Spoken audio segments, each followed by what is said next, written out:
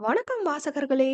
என் கற்பனைகளின் எதிரொலியை உங்கள் காதுகளில் சேர்க்கும் ஆண்டாள் வெங்கட்ராகவன் ஒலிப்புத்தக தளத்திற்கு உங்களை அன்புடன் வரவேற்பது உங்கள் ஆண்டாள். இன்னைக்கு நாம கேட்க போற கதை நம் காதல் நாணலொன்றோ. கதையின் குரலாய் நான் ஆர்.ஜே. காமாட்சி. வாங்க கதை கேட்டு ரசிக்கலாம். நாணல் 13. அங்கு பெங்களூரில் விதியே என்று விருப்பமின்றி காலத்தை ஓட்டிக் கொண்டிருந்த அக்னி வேலை முடித்து வீடு திரும்பி நீளிருக்கையில் அயர்வாய் அமர்ந்தான்.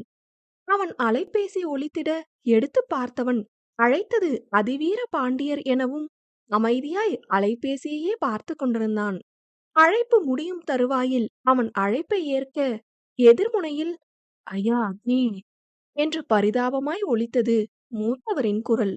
ஆடவன் அமைதியாயிருக்க, ஐயா அண்ணன் மேல கோவமாயா என்று கேட்டவருக்கே அவர் கேள்வி அத்தனை அபத்தமாய் இருந்தது. கோபம் இல்லாமல் போகுமா? 15 நாட்கள் கடந்து விட்டது. இப்போதுதான் தனக்கு அழைக்கவே தோன்றியுள்ளதா என்று வருந்தினான். ஐயா என்று அவர் கலக்கமாய் அழைக்க, 15 நாளாச்சுது. இப்பதான் இந்த தம்பிய நினைவு வருதில்லன்னு உங்களுக்கு என்று முற்றிலும் உடைந்த குரலில் கேட்டான். ஐயா மாப்பு கேட்டுக்கிடுதுண்டே என்று அவர் அழுதுவிட அலைபேசியை வாங்கிய தீஞ்சுடரோன், தம்பி அண்ணன் மாப்பு கேட்டுக்கிடுதுண்டே என்றார். இவன் பதிலுக்கு ஏதும் பேசவில்லை. அலைபேசி சிம்மவரதன் மற்றும் ரணதீரன் கரங்களுக்கும் மாறியது. யாருக்கும் அவன் பதில் கொடுக்கவில்லை. ஐயா பேசியா என்று அதிவீரர் கெஞ்சுதலாய் கூற, அலைபேசியை வாங்கிய அர்ச்சனா, தம்பி என்று கலங்கும் குரலில் அழைத்தார். உங்களுக்கு கூட என் நினைவு இல்லைங்கல்ல மதினி என்று அவன் வினவ, ஐயா ராசா மதினிய மன்னிச்சு புடியா, உன்கிட்ட சொல்லணும்னு தான் சொன்னங்கண்ணு என்று தயங்கினார். என்ன வேணாம்னு சொல்லிட்டாகளோ என்று அவன் விரக்தியாய் வினவ, அவர் வாயை மூடி அழுகையை அடக்கினார். என்ன கோவமானு கேட்டுச்சு மதினி. எனக்கு கோவமெல்லாம் இல்லைங்க, ஆனா ரொம்ப வலிக்குதுங்க மதினி என்று அவன் கூற, அலைபேசியை வாங்கிய தடாதகை நாச்சியார், தம்பி மன்னிச்சு போடுக, கேட்க முடியலைங்க தம்பி, தப்புதேன், சொல்லாம இருந்தது ரொம்ப தப்புதேன் என்று கூறினார். சில நிமிடங்கள் அண்ணிகள் மாறி மாறி அவனிடம் மன்னிப்பு வேண்ட, அதில் சங்கடமடைந்தவன், அண்ணன்ட்ட கொடுங்க மதினி என்றான். அதிவீர பாண்டியனிடம் அலைபேசி செல்ல, என்ன விஷயமுங்கண்ண என்று கேட்டான். நம்ம தாயி என்று அவர் இழுக்க, தெரியுமுங்கண்ண என்றான். அதில் பெரியவருக்கு ஆச்சரியமெல்லாம் இல்லை. அவர் அறியாததா அந்த வீட்டு இளையோர்களுக்கும் அவனுக்குமான பந்தம்? மாப்பிள்ளாட்ட பேசு அக்னி, அவரை இங்க வர சொல்லு, எங்க அம்மா அழறத கண் கொண்டு பார்த்துட முடியல என்று கலங்கிய குரலில் அவர் கூற, அண்ணே உங்களுக்கு நான் புத்திமதி சொல்ல வேணாம், நம்ம புள்ளைய அனுப்பி வைக்கிறது தான் நல்லது. புருஷன் பொஞ்சாதிக்குள்ள 1000 இருக்கும், நாம அதுக்குள்ள போறது சரியா படுதில்ல என்று கூறினான். இதற்காகத்தானே நால்வரும் அவனிடம் கூறாமல் இருந்தது. அதுக்கு நம்ம வீட்டு புள்ளைய கை நீட்டி அடிப்பாரு, அண்ணன் பாத்துக்கிட்டு இருக்கணுமாடா என்று சிம்மவரதன் சிம்மமூர்த்தியாய் ரௌத்ரம் கொள்ள, அவன் அடிச்சத நியாயப்படுத்தலங்கண்ண, ஆனா அதுக்கு அவனுக்கு தண்டனை கொடுக்க வேண்டியதும் பேசி தீர்க்க வேண்டியதும் நம்ம தாய் தான். நீங்க ரெண்டரையும் பிரிச்சு போட்டு வச்சிருந்தா எங்க இருந்து அது நடக்கிறது என்று கேட்டான். ஏண்டே மாப்பிள்ளைக்கு என்னவா, அவரு வாரத்துல என்னன்னு கேக்குதேன், வந்து மாப்பு கேட்டுக்கிட அம்புட்டு கௌரவ குறைச்சலாடே. கைய நீட்டி இந்த வீட்டு தெய்வத்தை அடிக்க தெரிஞ்சவனுக்கு ஓரெட்டு வந்து சமரசம் பேச வருத்து இல்லையாக்கும்.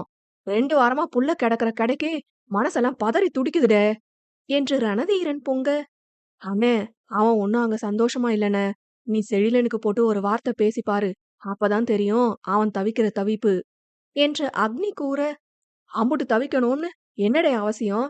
அப்ப எம்புட்டு கஷ்டம் இருந்தோம் வீம்பாதானே இருக்காரு, அப்படி என்ன வீம்பு வேண்டி கிடக்கு?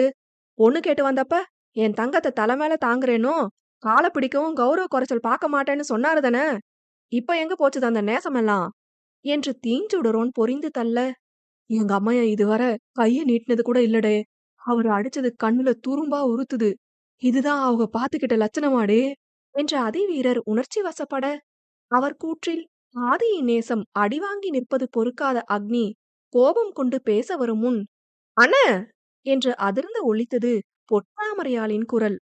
கணவனுக்காக நீதி கேட்க வந்த கண்ணகியின் கோலத்தில் நின்றிருந்த பொற்றாமரையால், என் மேல பாசம் இருக்குது, அவர் அடிச்சதுல வருத்தப்படுற, அத ஒரு காலமும் குத்தம் சொல்ல மாட்டேன். ஆனா அவரு நேசத்த குறைச்சு பேசிப்புடாத அண்ணே. அவர விட நீங்க வசதியிலயும், அந்தஸ்துலயும், குணத்திலயும் 100 மடங்கு அதிகமானவன கூட்டியாந்தா கூட, அவரு என் மேல வச்ச நேசத்த ஈடு கட்டிட முடியாது. அவரு பாத்துக்கிட்ட லட்சணம், வாழ்ந்த எனக்கு தான் தெரியும். அதையெல்லாம் உங்களுக்கு நிரூபிக்கணும்னு நினைச்சது தான் அந்த மனுஷனோட முட்டாள்தனம்னு நினைச்சேன். ஆனா உங்க எதிர்பார்ப்பே அங்கன இருந்திருக்குன்னு இப்பதான் புரியுது. வாழறது நான் தான். அவரு நேசமும், அக்கறையும் எனக்கு புரிஞ்சா போதும். இதுக்கு மேல இனி அவர பத்தி நீங்க யாரும் குறைவா பேசுறத நான் கேட்கக் கூடாது. என்று தன் மெல்லிய குரலில் கதறலும் கர்ஜனையுமாய் கூறினாள். கலங்கி நின்ற அனைவரையும் கண்டு மனமுடைந்து போனவள், உனக்காகன்னு பாத்து கூட்டி வந்த எங்களையே பேசுதியான்னு நினைக்கிறீங்களா அண்ணே? என்க, ஐயோ இல்லடா என்று தீஞ்சுடரோன் பதறினார். மன்னிச்சு போடுங்கண்ணே. எனக்கு எப்படி நீங்க முக்கியமோ, அதே போல அவரும் ரொம்ப ரொம்ப முக்கியம். அவரு எப்பவும் நான் தான் அவரோட வரம்னு சொல்லுவாரு. ஆனா அவரு எனக்கு உசுரு. அவர இன்னும் ஒரு முறை யாரும் தப்பா பேசிடாதீங்க.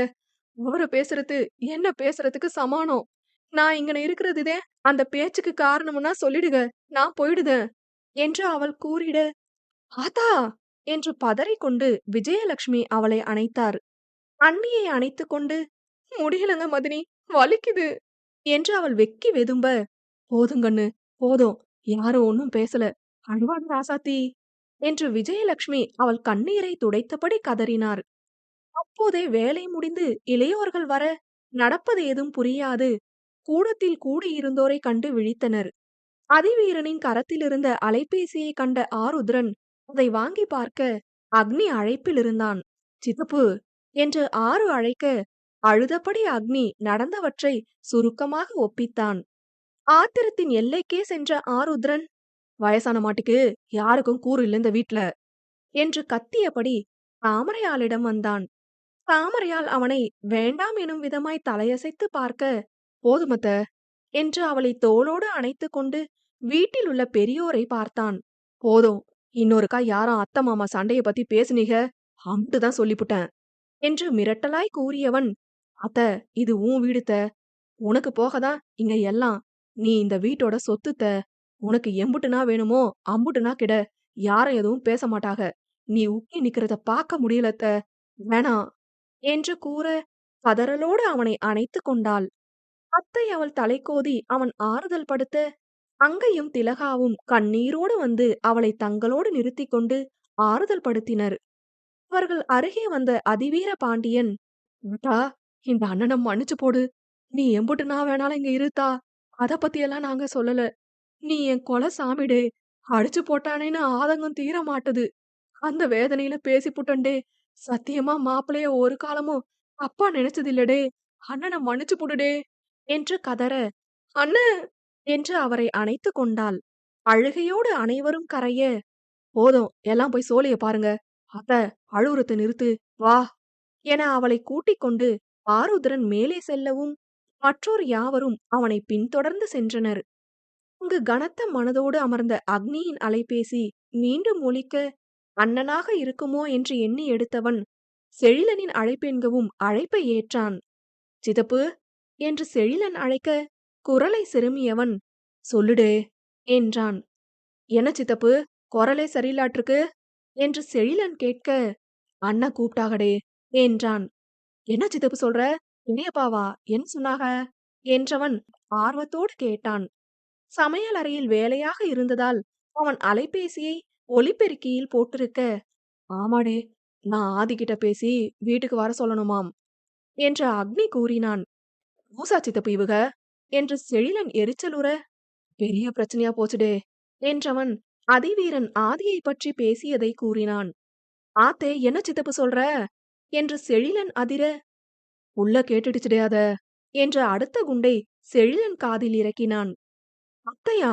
அச்சச்சோ, அத்தை என்ன சொல்லுச்சு என்று செழிலன் வினவ, தாமரையால் ஆடிய ஆட்டத்தை கூறினான். அத்தை பாவம் சித்தப்பு, இவக போட்டு படுத்துறாக என்று செழிலன் கவலையாய் கூற, அடுத்து ஆருத்ரன் வந்து ஆடிய ஆட்டத்தை கூறினான். ஓடு, நீ இல்லாத குறைய அண்ணன் தான் தீர்த்திருக்கு சித்தப்பு என்றபடி செழிலன் திரும்ப, சுவரில் சாய்ந்தபடி கண்களை இறுக மூடிக்கொண்டு ஆதி நின்றிருப்பதைக் கண்டான். மா மா என்று செழிலன் திணற, கண்களைத் திறந்து அவனை வலி நிறைந்த பார்வை பார்த்த ஆதி, வெளியே சென்று